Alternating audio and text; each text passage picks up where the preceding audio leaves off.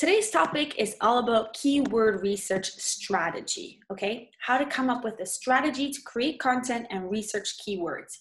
And so I'm going to give you a little spiel about what this really means. And I'm going to start with an example. So let's say you are a therapist and you offer a variety of services, but couples therapy is your specialty. That's what your niche is. That's what you're really good at. So you create a service page. You write this page all about couples therapy, and you ask your customers what kind of information they want, right? So maybe you say what couples therapy is, and the process, why you should do it, who should do it, the price, all of that, right? And so you take all of our advice, all of our SEO experts' advice, and you find that you're stuck. 2 months later, you're stuck on Google, on the second page of Google, and you're not getting much traffic. And you say to me, what the hell, Daniela? I took all your advice. I'm creating the best piece of content about couples therapy out there. Why am I not ranking number one? What am I doing that the number one person isn't? Sally Mae, let's call her. Sally Mae is number one on couples therapy Toronto. And my content is just as good as hers. What am I doing wrong? And so 2 weeks ago, or 3 weeks ago, sometime back, I talked about outdoing your competitors. So I talked about the importance of simply going to Google, researching the keyword that you want to rank for, and looking at the number 1, 2, or 3 competitors that come up and studying their content. And I talked about the importance of outdoing them, right? If you want to be number one on Google, you got to be better than what's number one currently. And so if number one on Google, the number one website on Google has 1,000 keywords, you got to write more. You got to write more content and better content, more relevant, more visual, whatever it is. And so you tell me, I'm doing that. My content is just as good as Sally Mae's. What am I doing that's different? If you're asking yourself this question, this is for you, right? This topic, this is what keyword research strategy is all about. It's about taking a step back and looking at what your competitors are doing as a whole, not just that single page that you're competing for as a whole, their entire website. And so when you do that research, you might find that Sally Mae actually has a service page about couples therapy in Toronto, but on top of that, she's got a blog. And she's got 20 blog posts about couples therapy. So when you take that step back, now you see what you're really competing against. So yeah, you have this one page about couples therapy in Toronto that's great, the content is great, but she's got 21 pages. So if I'm Google, who am I going to rank, right? In my eyes, who's the real experts here? Sally Mae, right? Sally Mae has a whole section on her website all about couples therapy, and she's ranking for hundreds and hundreds of keywords where you just have one. So this is what we're going to be talking about today. How can you do keyword research and create content that's going to position yourself as an expert and knock out Sally Mae? What can we, how is Sally Mae doing it? How can we replicate her process and do even better? And so this is all about outdoing the competition or setting the bar so high that the competition has a hard time outdoing you. Now, there are other factors that could come into play, like she could have a lot of online PR or backlinks, as we call them in SEO. Her website might be 10 years old. There could be other factors that come into play, but this is from the perspective of content. And so this advice that I'm giving you is not about your meta description and alt tags, because that's not the kind of advice that you need, right? What difference does it make if your meta description is 5 characters or 500 characters? That's not the kind of thing that's going to move the needle. What I really want you to do in this workshop is to take a step back, see the big picture, think about your strategy and how you're positioning yourself on Google. Okay, I hope you're as excited as I am. I'm going to share my screen and we're going to get right into it. Share? Okay, cool. Great. Okay, so the topic is leveling up your keyword research strategy. And so I'm going to go over on how to create a keyword strategy for yourself. And at the very, very end, I'm going to tell you how you can work with me. Just as a heads up, we'll tell you about very briefly about our services, and then we'll get into the questions. So if you have any questions, let me know in the chat box. And at the very end, I'm going to go back to Facebook and look through them and answer any questions that you have. So for those that don't know, my name is Daniela. If this is your first time, welcome. Thank you so much for joining. I've been doing these lives every Wednesday, and I'll be doing it for the rest of the summer. So I'm an SEO consultant. I am the owner of a boutique SEO agency here in Toronto, Canada called Findable. And I pretty much help businesses increase their website traffic, but most importantly, their sales. And we do that with search engine optimization. So we get you traffic through search engines like Google, Bing, and Yahoo. So if you have any questions or you'd like to know more about me, here's my website and here's my email. Okay, so I'm going to be talking about this new age approach to keyword research. So this is not like something that's super recent. It's actually been around for a while, since 2013, when Google updated their algorithm. So back in 2013, Google updated their algorithm with something called the Google Hummingbird. And I'm going to go over this briefly. I'm not going to get into the nitty-gritty technical side of it. So Google Hummingbird uses something called natural language processing, NLP.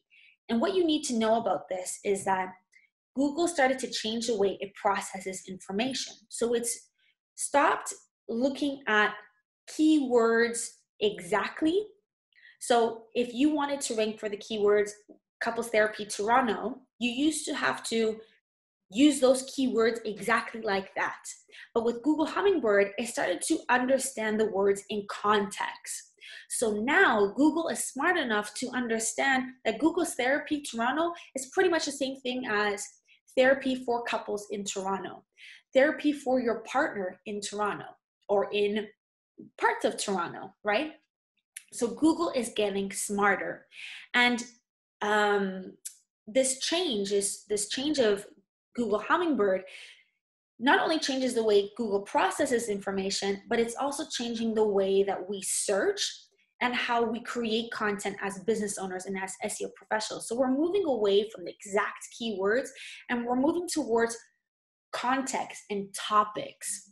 So we're no longer researching for a specific keyword. I'm no longer telling people, okay, for this page, you need to use this keyword and only this keyword. No, I'm giving you a cluster, a group of keywords to use throughout your website and on specific pages.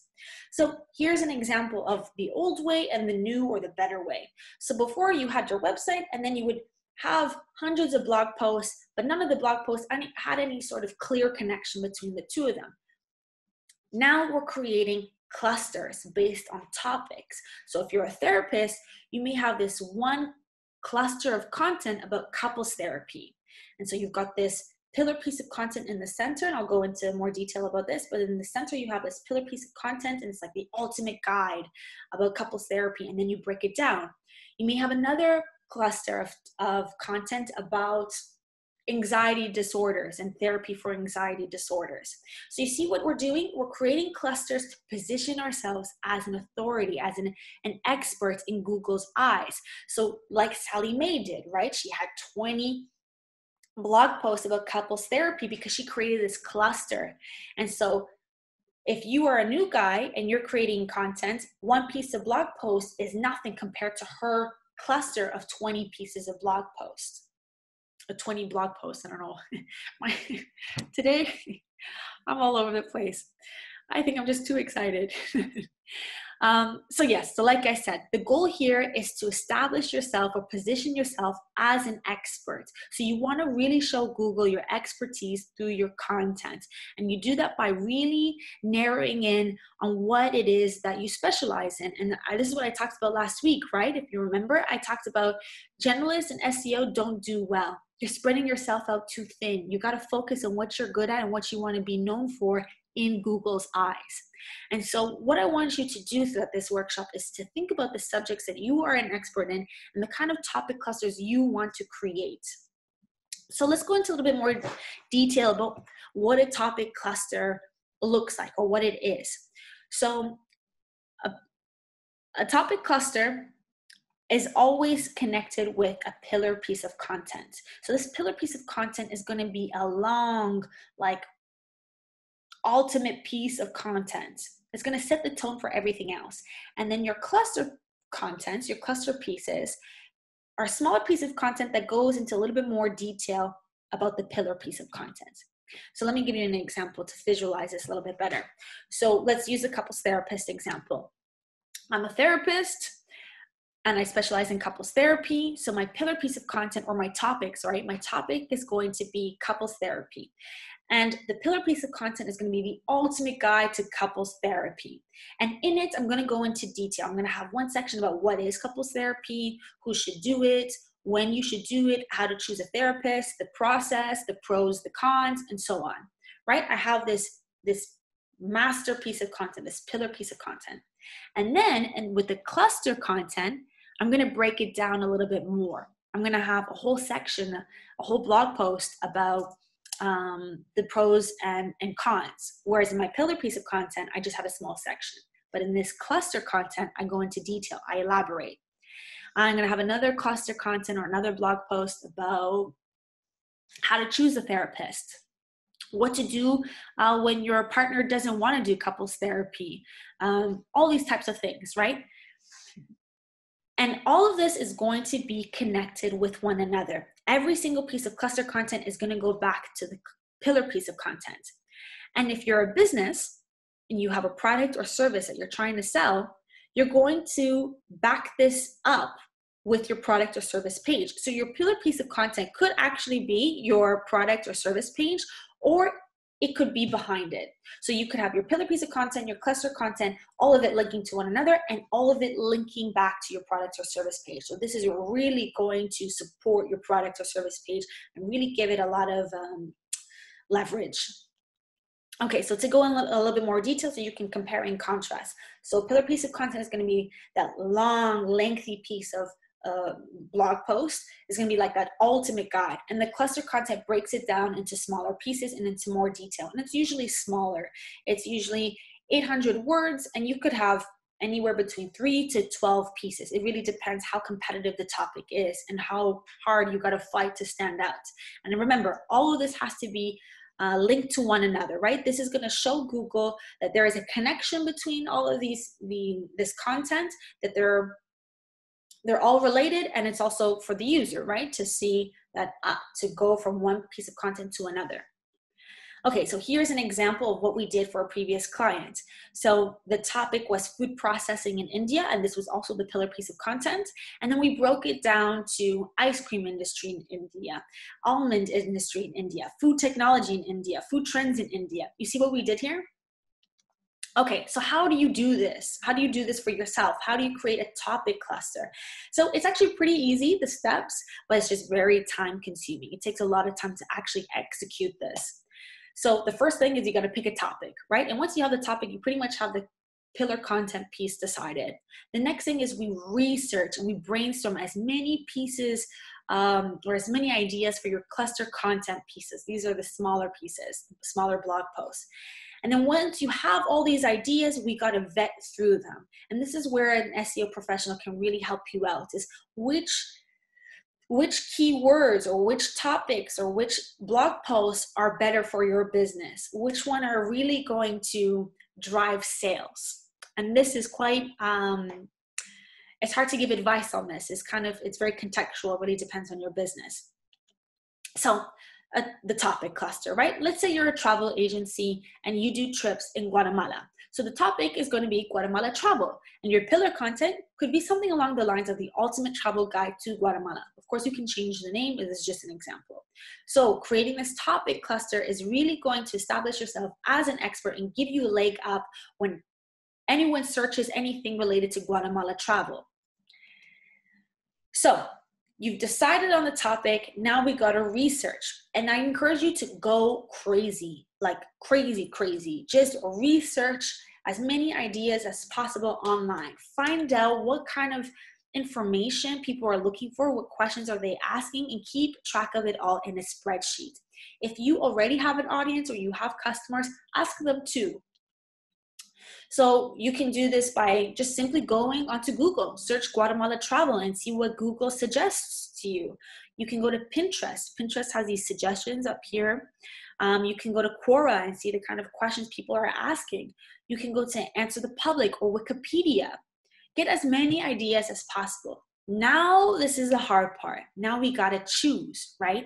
We got to vet through this list based on monthly search volume, but also based on your business. And what, out of all these topics, what is really going to drive sales?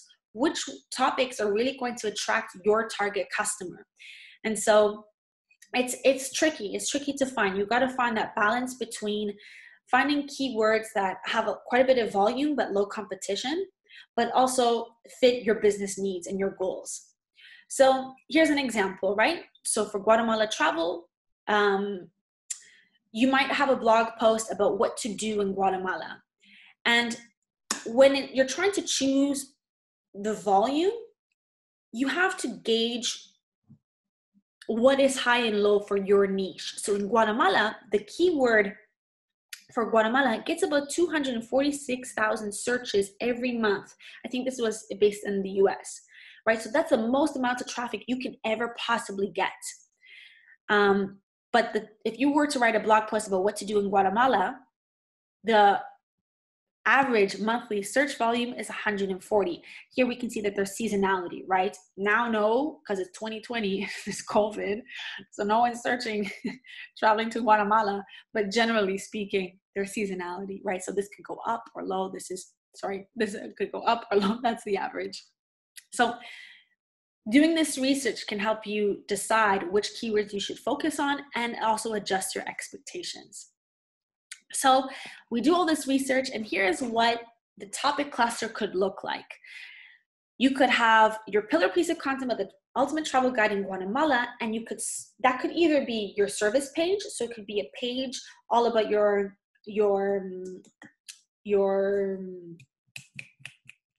tour, or you could link it to it. And then your cluster content could be things like where to stay in Guatemala, how to get around in Guatemala, what to do, hiking, phrases, etc. Right? Now, a common question I get with people is, but Daniela, if I tell them where we're staying, then why would people want to book with me, right? If I tell them all the hotels we're going to stay at, they're just going to book the hotels themselves. Yes and no. You're always going to, when you do digital marketing, you're always going to find people that are just going to try to get information out of you so they can do it themselves, right? Even if you didn't write a blog post about all the hotels that you should stay at in Guatemala, you're going to probably include the names somewhere in your marketing, right? You're going to have it on your service page, or even if people have to contact you, you're going to send them a PDF itinerary with names of hotels that you're going to stay at. People are going to find out anyways. If they really want to find out, they will. And that's not your target audience. That's not your target customer. Your customer is the person that says, ooh, I like their choice. I like their taste in hotels. I like them. They have good taste, but I couldn't be bothered to book the hotel myself. I don't have the time. I'm too busy working and making money. I would rather hire someone to do that planning for me, to manage that for me. And they're probably going to get a group discount as well, right? So, and this is what I mean, but sometimes it's difficult to choose which keywords or which blog posts you're going to write about, because you have to keep this in mind, right? What kind of person are you attracting? You're always going to attract that DIYer, but how can we attract more of the person that's looking for done for you services? Okay, so here's to give you a little bit more of a sneak peek on what I do as an SEO professional.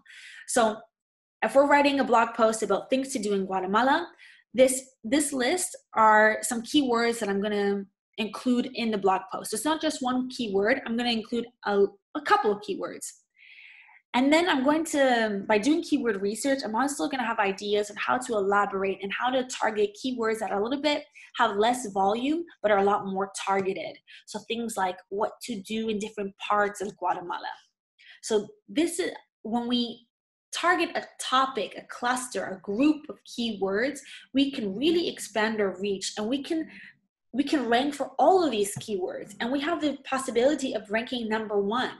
You see the power of this? When you create a cluster of content, you're really when you narrow down on the topic that you want to specialize in, you can really be the go-to person. You can really dominate Google in this topic.